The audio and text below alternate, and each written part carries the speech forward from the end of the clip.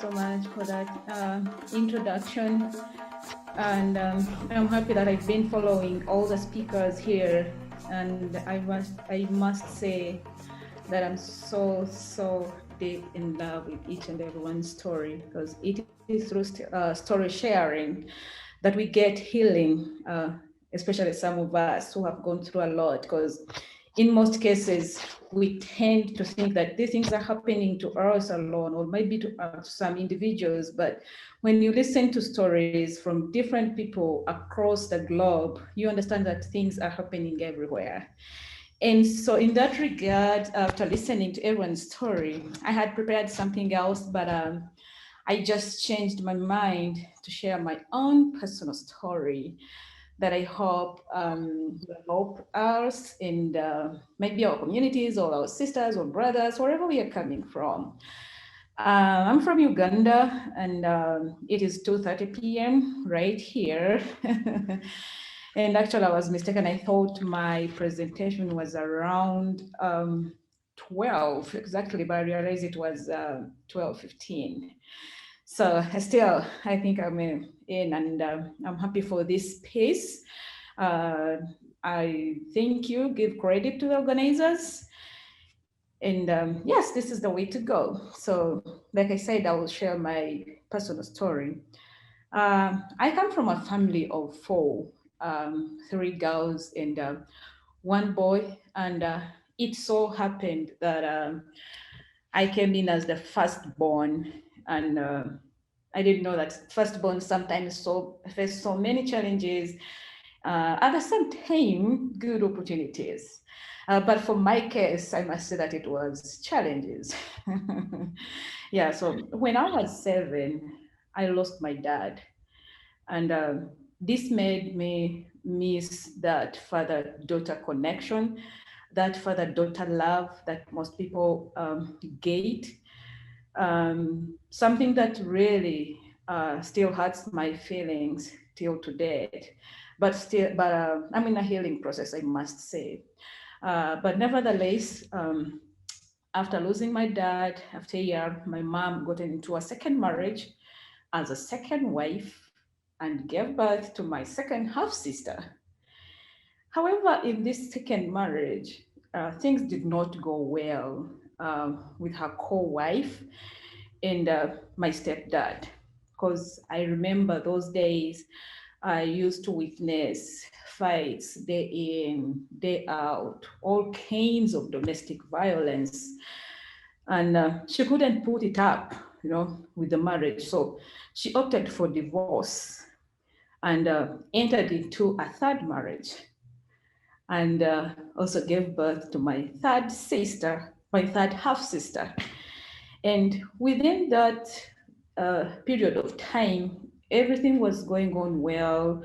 And then she got pregnant again and gave birth to my young brother, who happens to be the only boy out of three girls. Um, so being the only boy, my mother loved this boy.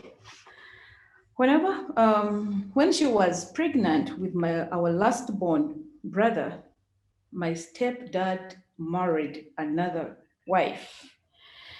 And this marked the beginning of painful experience to my mom. Everything changed in her life. She was into depression. She was always stressed. But I really thank God that despite of all the challenges she went through in that marriage, parenting was still her passion. And till to date, I respect mothers. And this pushed me all the time to respect mothers. We have a very important role that we play. Even the fathers, but I personally think that mothers play a very important role. So my brother was everything to her as the only boy in the family out of three girls. She could do everything for him, and as well as the siblings. We were excited about everything. But unfortunately, when my baby brother turned 9 months, we lost my mom. And thus, my second sister was 10 years. My other third half sister was 7 years, and I was 12 years by then. And that's why I always call myself a mother at the age of 12. Being a mother at that age of 12, it was such a difficult, painful experience for me because I didn't have any experience that is required of a mother. It was an experience that I really always live to remember, and I love sharing about it. So I remember things did not work out well. With my family, my siblings, we had to transition from urban life into rural life, which was also very difficult for us to adopt at that moment. Because I remember we used to have one meal a day. We used to go to school whereby the schools were teaching in local languages that we couldn't even understand. On top of that, there were no computers at school, no libraries. It felt like it was another total different world. And I felt like really giving up with education. But since I was young, I had always admired to be a lawyer. And I thank God that I really had to push up for my dream and studied, become a lawyer. So meanwhile, in that space, as we were staying with our guardian parent in the village, he got fed up, I think, of us to say that the entire family was his under responsibility. So um, he told me that, Sylvia, I think I'm giving up. Uh, it's becoming a burden for me to stay with you. However, in the community where I come from, or or maybe if I say here in my country, children belong to the community. They belong to everybody. In the community where I come from, a child can be punished by a neighbor if something is wrong, if that child has done something wrong, and it is okay and it is normal. So we are used of that. So within cause of that, my uncle was advised that, oh, since now those kids are orphans, how about the elder sister getting married so that she can help the other siblings? Which by then, I think to him, it sounded a great idea, but to me, it did not sound that good. So my uncle arranges all this marriage and um, asked me to get married to a man who was 45 years old. And I was at home one day, and this man comes because he wanted a one-on-one meetup. Then he comes to me, and I'm like, I think I'm not ready for marriage. And surprisingly, this same 45-year-old man had his daughter was 15 years old. And so I was like, you know what? If you want me to get married, how about you taking me to the school? Well, to school, I finished my education. And then we get married at a later point.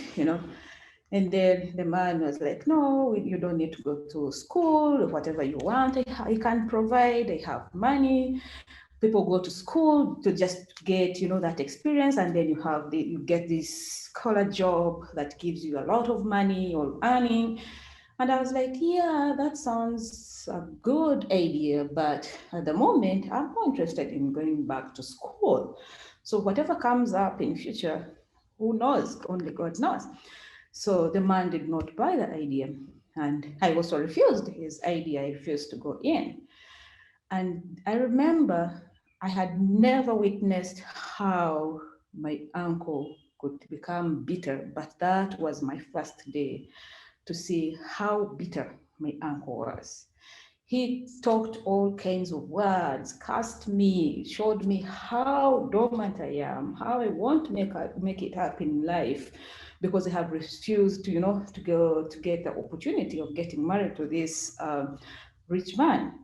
And to me, it was like, I was like, it is okay, it is fine. So my uncle gave me two options, either to leave his home or get married. So, and I was like, okay, if those are two options, I will leave home. I left his home and I went to my auntie's place. And unfortunately, when I went to my auntie's place, I thought I was going to get this support.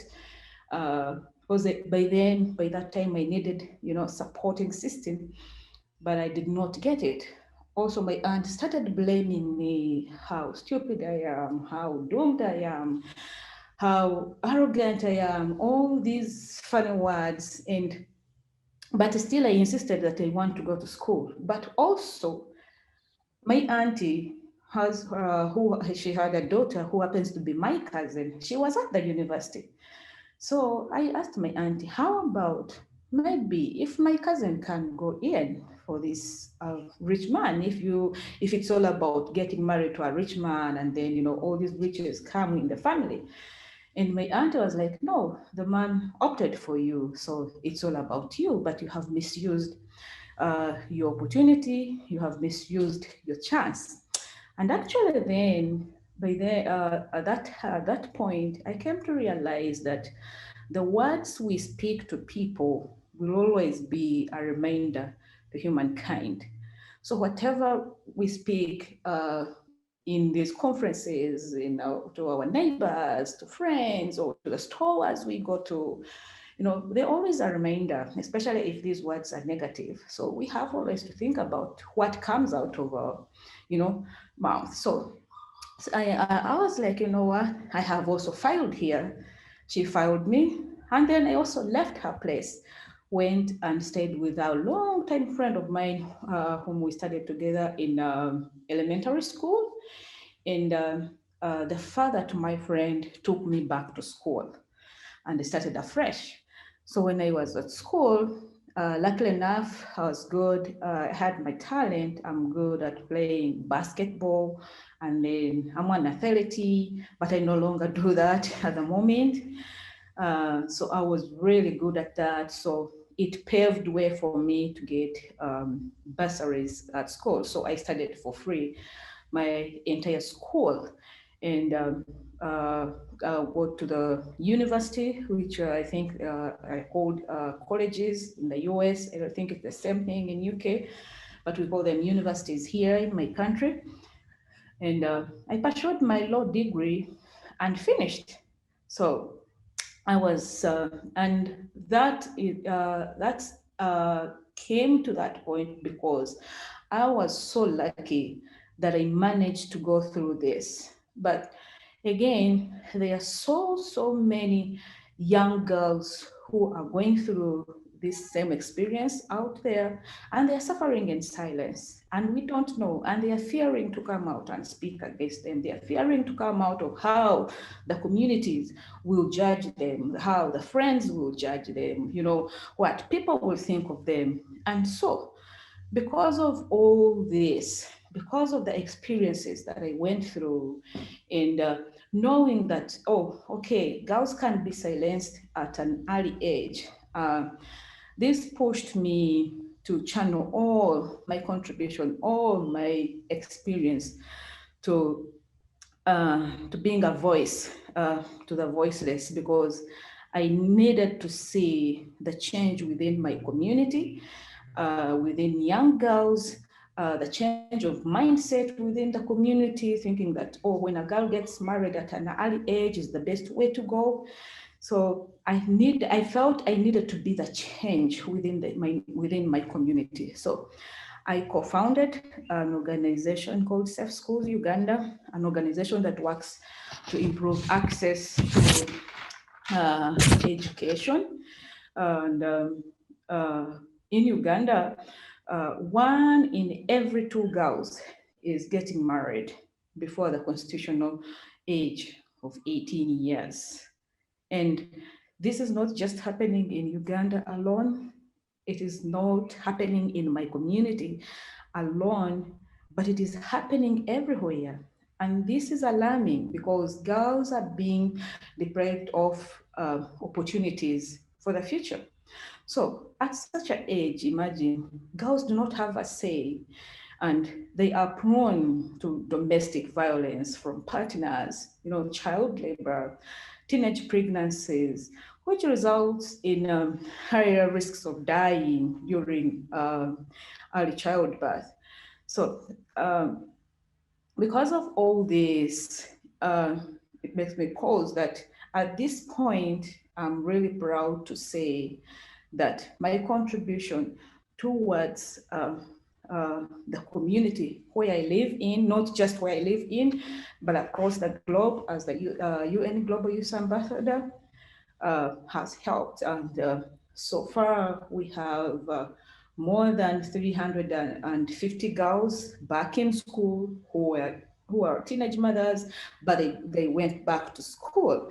And on top of that, we have mentored more than 20,000 young girls and even boys in schools, in institutions, everywhere. And now they see the importance of education and the importance of raising our voices as women or girls.